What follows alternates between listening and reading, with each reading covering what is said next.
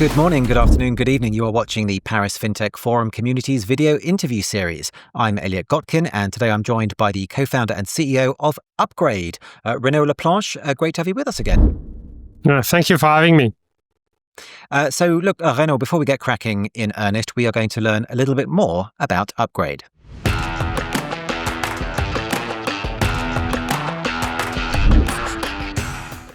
So, Renaud, I think it's been 4 years, judging from my notes from last time that we last spoke about your neobank Upgrade. One or two things have happened since then. What's changed for Upgrade in the last, 4 or 5 years? Yeah, quite a bit, actually. The world has changed a lot, obviously, recovering from the pandemic and going through periods of high interest rates, high inflation, and now normalizing a bit. And so we've used a lot of that time to diversify and really fulfill the original promise I was talking about 4 years ago of delivering both sort of everyday products that our customers need, and we have 7 million customers now. So everyday products like mobile banking, checking and savings account, debit and credit cards. Some interesting innovation like one card that actually combines debit and credit functionalities. But also be helpful to our customers in sort of more occasional needs. These larger purchases that require credit that are useful, where you can spread the payments over multiple months or years.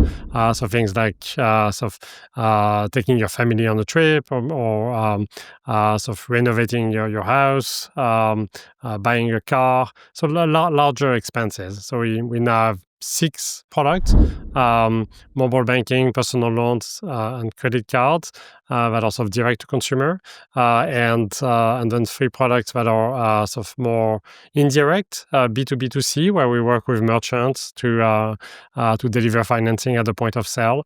And these are BNPL, mostly in the travel space, home improvement financing, and auto financing. You mentioned buy now, pay later. You mentioned car financing and the like. Which of these products are growing fastest right now? So it's kind of inversely correlated to when we launched. I think the most recent products are going faster off a smaller base. Home improvement financing and auto loans are the last 2 products we launched. So these are still growing at a triple-digit rate, so extremely fast. But all the products are now at scale. So all these products have sort of crossed the billion-dollar mark in origination since they launched. Okay, and I think a lot of your big news came out in August when you were saying that you'd reached the milestone of extending more than $40 billion worth of credit over the past 8 years.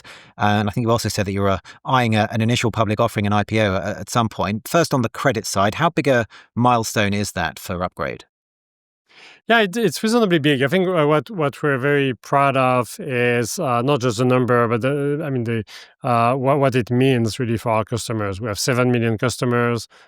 Credit is a really important part of everyone's life. I think the way we think of it and the way we design our products is really trying to make credit more affordable, more responsible, more accessible to those who might have been sort of shut out of credit before. So out of 7 million customers, it's a very sort of wide range of sort of family situations and financial situations and credit situations. Some of these customers are already doing fine, and they're just using Upgrade to access a lower cost of credit. It's more of an optimization play. But others have been struggling in the past and find the products they need from Upgrade to get back on the saddle and go riding again. And 40 billion is obviously a very big number, but how does that translate into revenues and I don't know if you're profitable already and profitability? Yeah, we are. So 40 billion was like over the last since inception, really, since sort of 2017. This year alone, and that also gives you a sense of the growth. This year, we expected about 10 billion in credit, and typically we earn about 10% of the credit we originate. So 10 billion in loans is about a billion in revenue. Okay. And on the IPO side, I think you said that something like 18 months hence, so I guess that would take us to around about 2027. How advanced are they, and what's it dependent upon? Yeah, I mean, we all have our long IPO readiness checklist, so we're patiently crossing off each item. But I think more broadly, we want to continue to scale, continue to sort of diversify our sources of revenue, continue to make the business more and more predictable. Um, and really be ready not just to go public, because I mean, at the scale we are, also $1 billion in revenue, we're cash flow positive. We could go public today, but going public, in my experience, is the easy part. The hard part is really performing well as a public company. So that's what we're interested in. That's what we're working for. So just continuing to make the company stronger and more predictable. And with interest rates seemingly on the way down and perhaps going even faster, going lower faster if President Trump has his way, does that bode ill for revenues and profits, certainly for net interest margins? No, so it's one of the good things about the Upgrade's business model is we're really not relying on net interest margin or sort of interest income in general. We really earn fees. So I was talking about that 10% that we earn out of every loan we make. These are mostly fees paid either by our customers or by sort of loan buyers.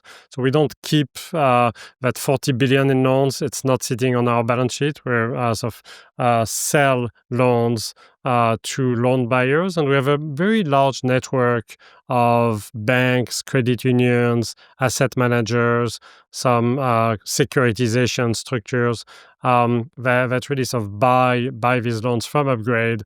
And they're the ones really sort of earning the interest and taking credit risk. So our role is more about sort of product design, marketing, and then servicing the loans and make sure they perform. But we're not keeping those on balance sheet.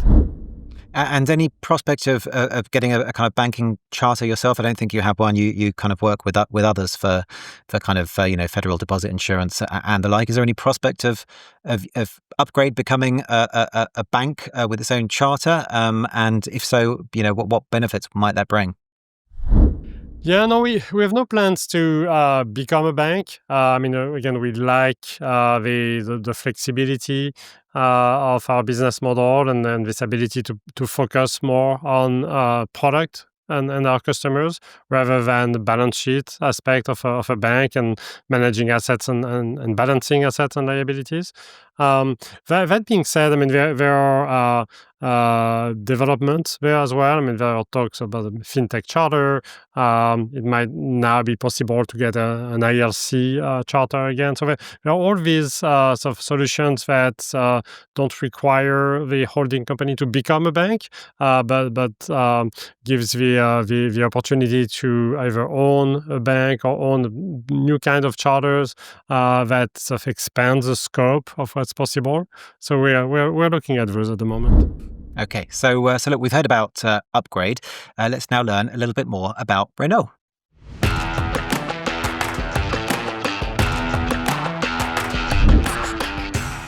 So last time we spoke, we talked a lot about, I think, your personal life as a founder and your experiences founding and running companies. But of course, you also have another side, which I know is not so prominent these days, but certainly maybe one that many people remember fondly, which is sailing. And I think you even held a fair few world records at various points in time. Can you tell us a bit more about that?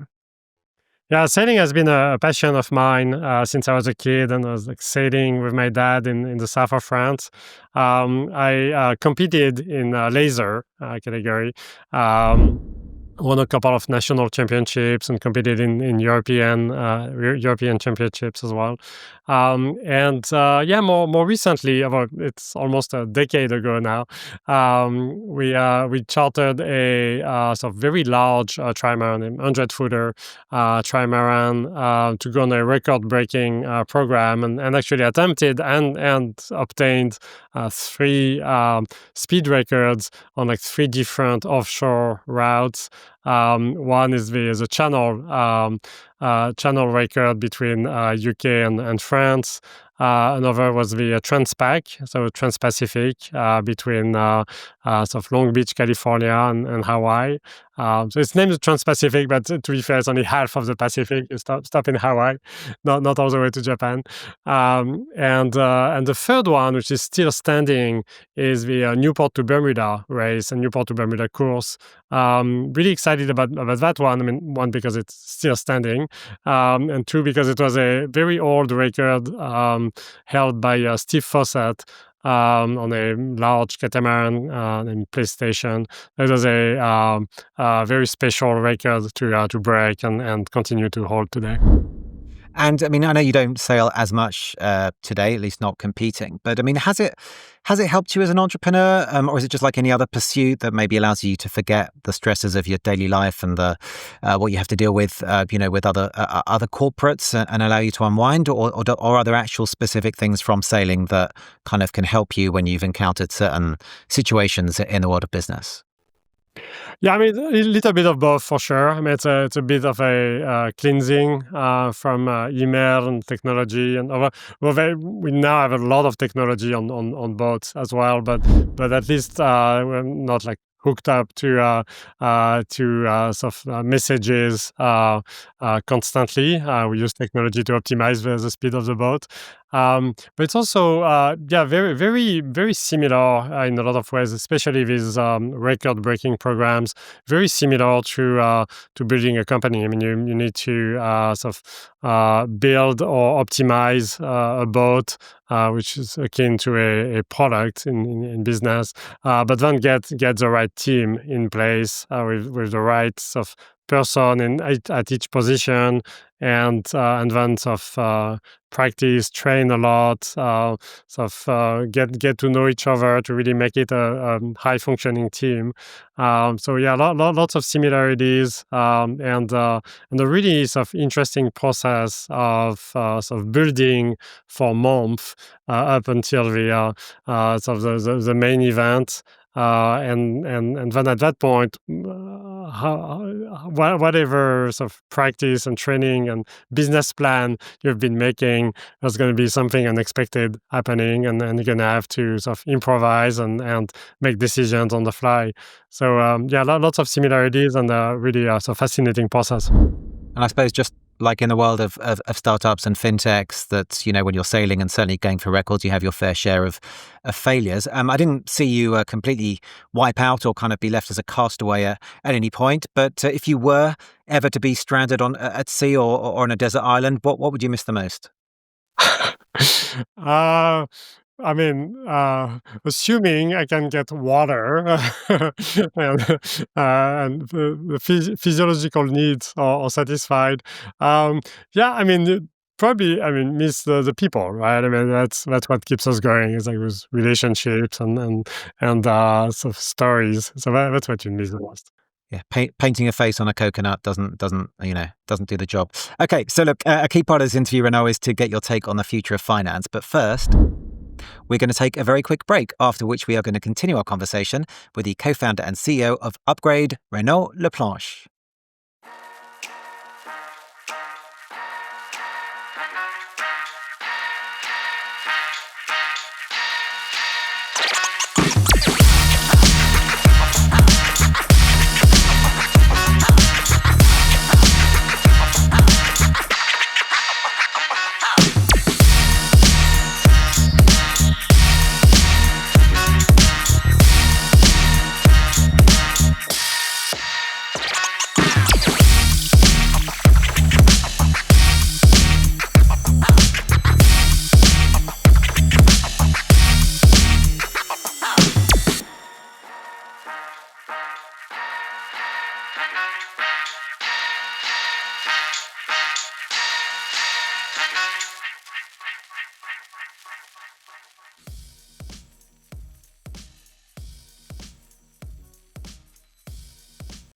Welcome back. And don't forget, if you're not already a full member of our community, everything you need to join can be found at www.parisfintechforum.com.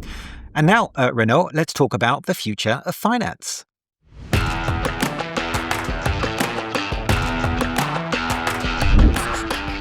So, Renaud, as an entrepreneur, you've ridden out the global financial crisis, the pandemic, surging geopolitical risk. How would you describe the environment right now for fintechs? I think the environment right now is very exciting. I mean, we're coming out of a period of high interest rate, high inflation, very disrupted market. I wouldn't say the world is more stable because it clearly isn't. But there's some at least some semblance of normalcy on in terms of sort of economic growth and interest rates. That really helps sort of entrepreneurs sort of plan for the future. And at the same time, a lot of new technology becoming available. Obviously, the advent of AI sort of makes entire sort of new product ideas possible at the same time as reducing the cost of sort of building software and the cost of accumulating and processing data. This combination of a sort of relatively stable environment and sort of new technology to make things happen faster and cheaper is very exciting. So I'll come back to the new technologies, particularly AI, in just a moment. But in terms of all of the challenges that are out there, even if they're not necessarily specific to fintechs and the financial industry, I mean, how can founders and CEOs stay focused on the job at hand while ensuring that they're as resilient as possible against everything that's going on in the world? Yeah, no, I mean it's hard, of course, and it's I mean you want to be sort of supportive and compassionate, but at some point you also needs to like shut out the noise and try to sort of focus on what you can control. So that's really I think that's really a sort of source of greater sort of serenity and focus is sort of acknowledging that there is a lot happening that's out of our control, but there's not much we can do about it, and we should sort of again focus on what we can impact directly, which is really our product, our customers, our team members, and just like try to make the world a little bit smaller that way. Mhm. I suppose there's a lesson for life in general as well, that should only worry about the things you can control and not so much about the things that you can't. But now you talked about artificial intelligence, and of course we're seeing massive leaps forward and excitement still in AI. What does it augur for the future of finance, both for good and for bad? Yeah. I mean, bad. You mean like humanity being wiped out by? Well, I guess that would be bad. Yeah, that's a bad part. But it's not specific to fintech. We all suffer the same fate.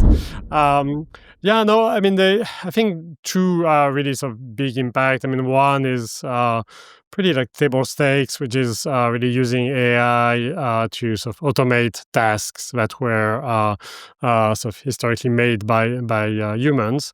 And really, I mean, the framework we've been implementing is more of a copilot framework at this point, which is still have the same number of team members. We're actually growing the team, but the team is becoming more productive using AI tools and using these tools to sort of get data faster, get more data, get a more comprehensive view of our customers, and help us serve our customers better.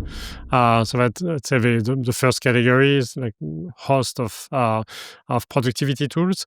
That's not the most exciting, though. I think the most exciting is what's happening with sort of agentic AI and the ability to really sort of program agents to go do errands for you online and soon in the physical world.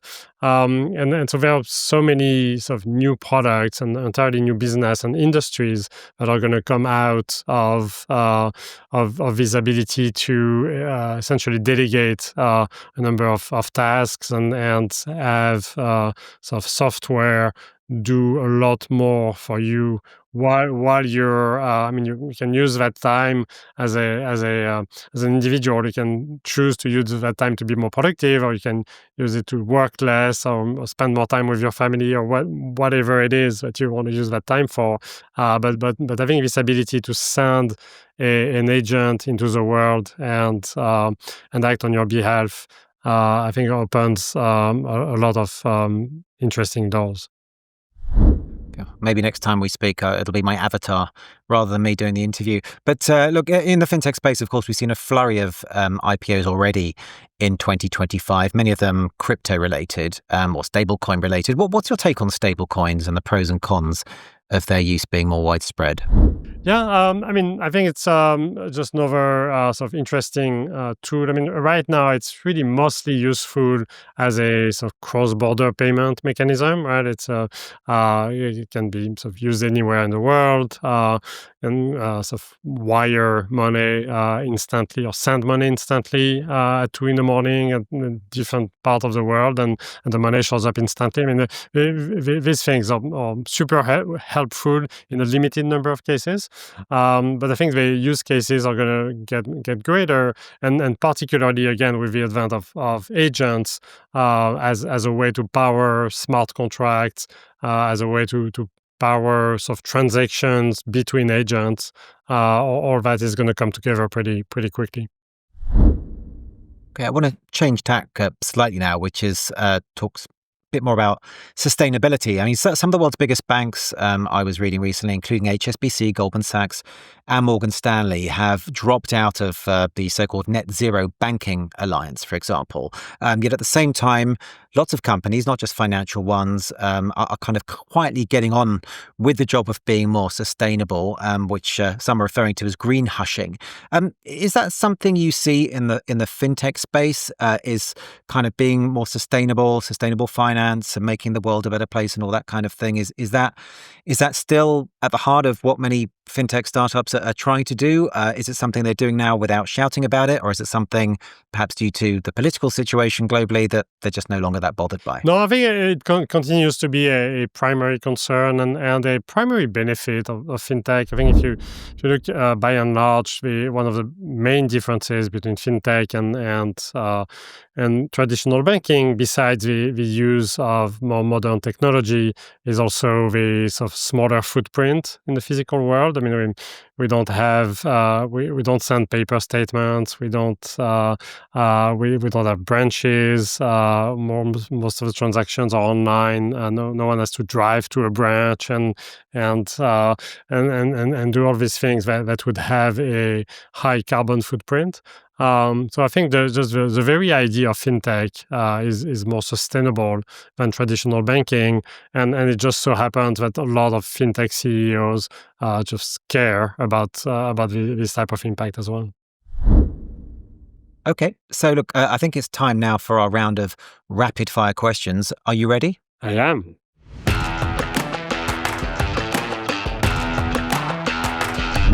Okay, so I have got 90 seconds, a minute and a half on the clock. That's why I'm fiddling with my phone over here. I will start the timer looking for just one-word answers, and we'll get through as many as we can before the time runs out. So without further ado, I'm going to start the clock, and away we go. What fintech segment, in your opinion, has the biggest potential over the next 5 years? Personal finance management. What is the biggest pain point in your everyday financial life that you'd like to see resolved? Checks. Are bank bosses ready for the AI revolution? Yes. Are customers ready? Yes. Have regulations in the US and the EU kept pace with all the new possibilities and behaviors that we're seeing in the financial industry? Open banking. So have regulations kept pace with all the new possibilities? Yeah, yes or no, and No. behaviors? Have you personally ever invested in crypto? Yes. Are physical points of sales part of the future of finance? No. Are bank branches part of the future of finance? Oh, I think JP Morgan might disagree. On a scale of 1 to 10, 1 being the lowest and 10 being the highest, how would you rate the chances that in the next 10 years, one of the neobanks will be as profitable as a top-tier legacy bank, so between 1 and 10? That CBDC, central bank digital currencies, will become a mainstream reality in the US or EU? 6. That you'll be able to open a crypto account at a top-tier bank? 8. That SWIFT will still be the main tool for transferring money around the world? And that a new card-based rival will emerge to challenge Visa, MasterCard, and the like? 10. Okay, well, we got through almost all of our questions there in that round of rapid-fire questions, but I'm afraid that's all we have time for that round and for our conversation as a whole. So I really just want to thank you, Renaud Laplanche, the co-founder and CEO of Upgrade, for joining me today. Thank you so much. Elliott. And for everyone watching, we will be back again next time with another big name from the world of finance and technology. We do hope you'll be able to join us again then. In the meantime, don't forget to subscribe to the Paris Fintech Forum YouTube channel and to follow us on X at Paris Fin Forum. That's all for now. See you next time. Bye-bye.